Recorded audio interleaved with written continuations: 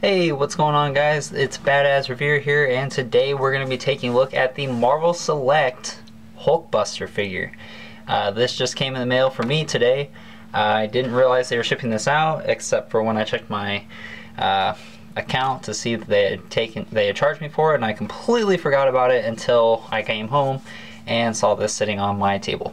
So I'm freaking excited. And not only that, I'm pretty damn happy because this figure is awesome. Really awesome. I would have to say this is probably better than the Marvel Legends Hulkbuster from Toy Biz, and I'm thinking it's probably going to be a lot better than the Build-A-Figure that's going to be coming out in the next month or two. So I'm almost wondering if, this is probably the better buy if you're looking for a Hulkbuster but don't want to pay for the ridiculous eBay prices. This figure is incredible. He looks amazing. The detail on him is pretty fantastic. The paint is really nice, and I'm blown away by how awesome this figure is. I didn't think he's gonna be that as posable as he is, but he's got a pretty good range of motion, so I'm pretty happy about that. And the overall design is just pretty badass. He's got the cool little, I'm guessing these are like exhaust ports of some sort. I'm not entirely sure, but they look awesome. I like the way they look on the back, and I'm sorry if it's a little hard to see. He's a pretty massive figure, so I'm gonna try and get a little bit better. But he's got the cool little exhaust ports here. He's got some nice detail on them, nicely painted. It kind of looks like a kind of a glittery silver up on this, and then it's painted red on the inside, but then it's got some silver in the very center of it. So I don't know if it was just supposed to be painted like that, or I'm guessing it was just painted all silver and then put this red on the top. So that looks nice. Just taking a look at the back, you can see like where all the little, I'm guessing these are probably where like screws are for the suit to be screwed together or something like that, if you know what I mean. That's very nice. It's all over his back. It's not just kind of like here and there. It's like this is where this metal is connected to each other.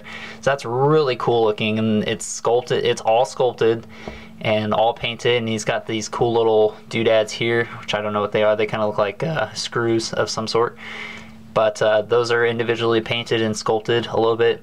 The paint's a little bit sloppy, but I'm willing to let it pass because it looks like it'd be kind of hard to paint. But taking a look at the lower back here, the little spine piece, that's all sculpted, and it's got some more of those little screws in the back. Very nicely painted. And the screws kind of go out through his entire body. It's kind of here on his shoulders, which got these nice little hexagon pattern going on here, and it's very nice and sculpted. The arm pads, the shoulder pads are actually really cool. It looks like they put them on some kind of ball swivel, so they're free floating, so they won't get in the way at all when you're trying to pose them. So you can move them back and move them forward, up and down, pretty much any way you want them. So that's really awesome. It's not going to really get in the way at all, so that's cool. Just let you know that. The head sculpt, pretty nice. I like the way it looks. The only downside is I'm pretty positive this head does not move. And if it can, it's very stiff. And you can't even like grab the head. So it's really hard to move. But even if he can't move the head, which I'm pretty positive he can't, it doesn't really detract anything for me because you can move the torso area, which is fine by me. And he's pretty much gonna be looking forward anyways in a display for me, so not a big problem on my part, but it might be a problem for some people. But it's kind of like how the Mandroid figures were, how the heads were just so deep in there, you couldn't really even grip it to turn it. But I'm looking at it and it looks like it's probably glued in there, so I don't think there's any rotation in the head. But the head is very nicely sculpted. Regardless, it's kind of got this egg shape going. Very nice looking. I'm pretty sure this design is based off of the Hulkbuster around the time that he like the Extremis event happens, or if that's an event like whenever he gets his Extremis armor. So I think that's what this is designed off of, and I think it's probably the coolest design in my opinion for the Hulkbuster, so pretty nice. Looking at the front here, his arc reactor piece is painted gold, and it's got some nice line sculpt going on in there. Very nice, and the arc reactor itself is sculpted in the triangle here, so that's cool. He's got some more sculpting going on here with the little bolts on the sides here with his of his ribs. He's got some nice panel work, which is nicely sculpted as well.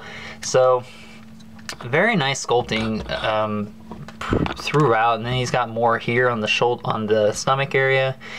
You come down to his legs, he's got some more sculpting with the little bolts and how it kind of goes in here at the calf, like that's indented inward. And coming down to his lower legs here, he's got this nice cool looking armor piece that goes around his legs, which is nicely sculpted as well. So as you can see, very nicely sculpt work going on, especially going on here, over here, the hands, which are also pretty cool. So I can't say it enough, this is just a badass figure. This is freaking awesome. I'm so happy I finally have a Hulkbuster that's, you know, this is my first Hulkbuster, but he's a damn good one. Accessory wise, he doesn't come with any, and I kind of wish he would have came with a alternate hand, because his hand is open like this, and as you can see, there's some more cool sculpting going on here. It almost kind of looks like you could individually pose the fingers, but unfortunately you can't. So he's always got this like kind of like I'm gonna grab your fist move, or a repulsor blast hand, or waving goodbye or something, which isn't a big problem, but it would have been nice to maybe have like two fists or a swapped out hand.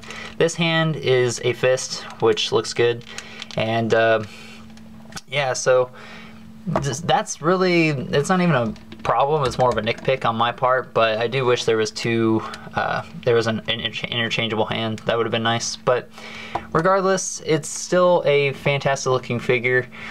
He is very stiff when you get him out of the package, so do be careful, because this elbow over here, when I tried to bend it, I'm pretty sure the paint was you know, stuck, because now there's like this huge chunk of paint missing on the inside of his arm there, which kind of sucks, but at least it's covered up so you don't really notice it.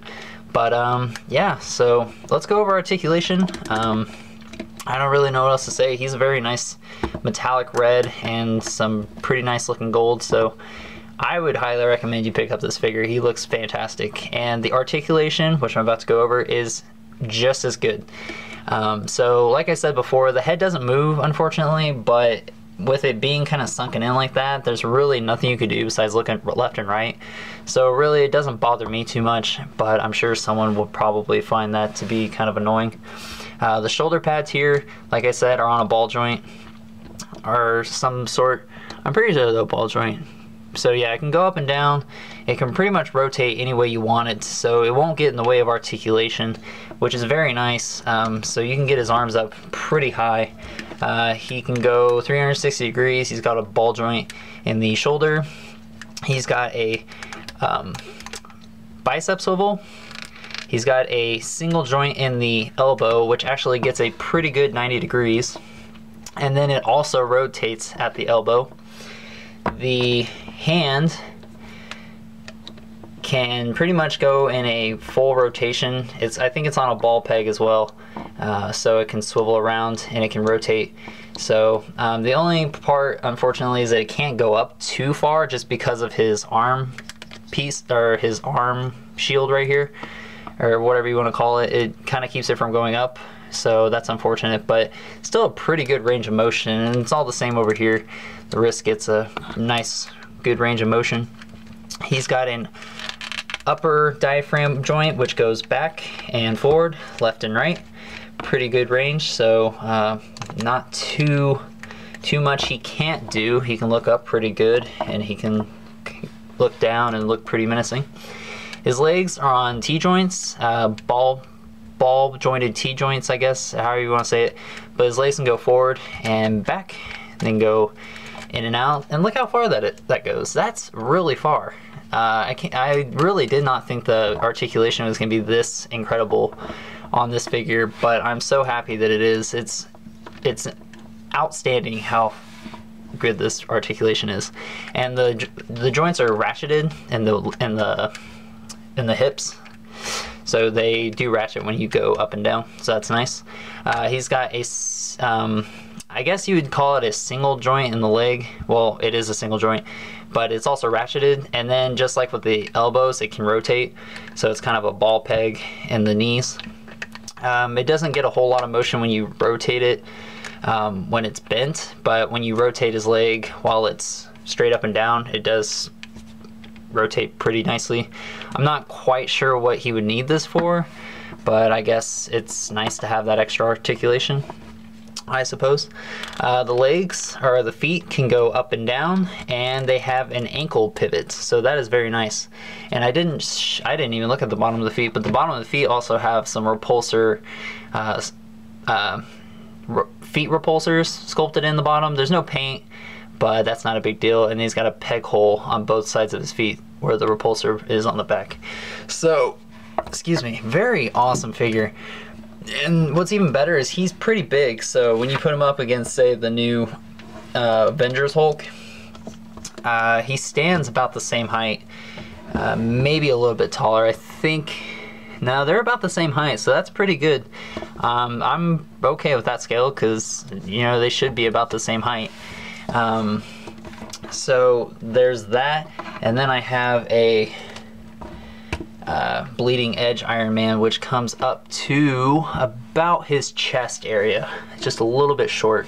So I'd say he's about a 9-inch figure, or 9 or 8-inch, I think, is how tall this figure is. I may be wrong, but it's pretty big. So, and he's bulky, so that's also nice. So, man, for, you know, I think 30 bucks, this is worth every penny.